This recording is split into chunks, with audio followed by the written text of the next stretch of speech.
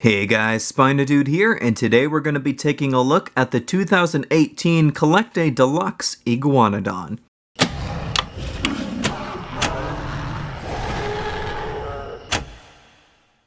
Alright, so Iguanodon is probably my favorite ornithopod.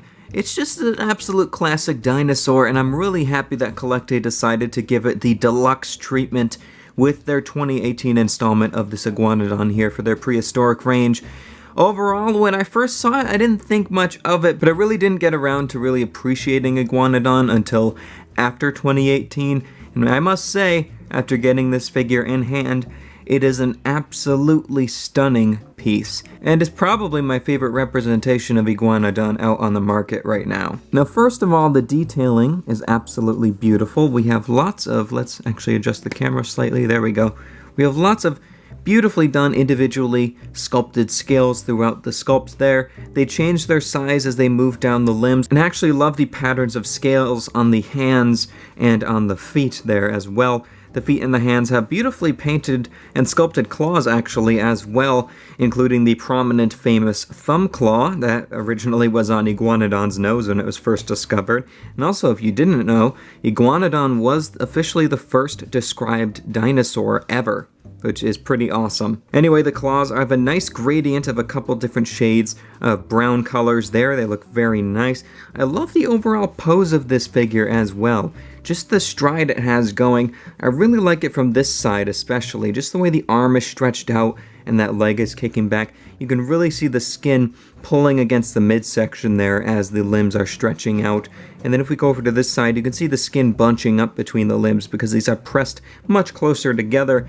I think this figure looks great from most angles, but I definitely like it from this angle the most, I have to say. Probably about right here. Just the way that arm is stretched out. It really shows out the prominent thumb claw, and I love the look of the head calling out there as it swings off to the right. I also really like the scalation going down the spine of the animal. If we look from the dorsal view here, these scales are largest above the midsection and they get smaller as they get down the tail. The tail is also very muscular at the base, and it tapers off into a much thinner but still very sturdy looking tail. Now, the coloration on this figure is something I can really give or take. I think it works. I think the overall paint job is fine. You have a very bright green for the underlying color, and then you have a dark, almost bluish green that's dry brushed over the scales to really make the scales stick out. So the dry brushing is great on this figure. But then it comes down to the markings.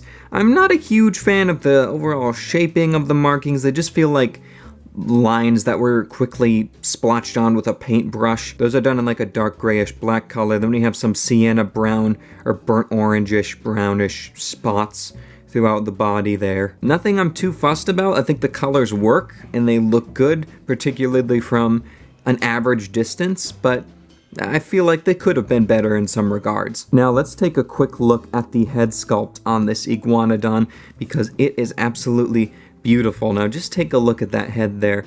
Beautifully sculpted. The scales are great. Probably the best scalation detail is on the face in my opinion. Just those tiny scales around the jaws there and around the cheeks of the animal and surrounding the eyes as well. The eyes are done in a very nice orange color with a black pupil, so they stand out nicely against the green color, and the beak of the animal is done in a dark gray-ish black color, and there is a little scuff on the front of the jaw there, as you can see, which is unfortunate. Not too noticeable on mine though, so I'm not fussed. Plus I display it from this side on the shelf anyway. And the interior of the mouth has been sculpted and painted in a fleshy pink color, although it might be hard to see in there. And the tongue is even sticking out. I think that's great that they really have the tongue sticking out. It adds a little bit of personality to this roaring Iguanodon. So yeah, overall, not much else to say on this figure, other than it is, in my opinion, one of the absolute best Iguanodon figures on the market. If you're looking for a large, deluxe Iguanodon, then I definitely recommend this one right here. So in case you're wondering how large this figure is, it measures in at about 11 inches long, which is about 27 centimeters, and in terms of the height at the highest point, which is the top of the head there, we are looking at about 4.5 inches, which is about 11.5, 12 centimeters. And for a quick comparison, here's the deluxe CollectA Iguanodon next to the recently reviewed 2020 CollectA Fukisaurus.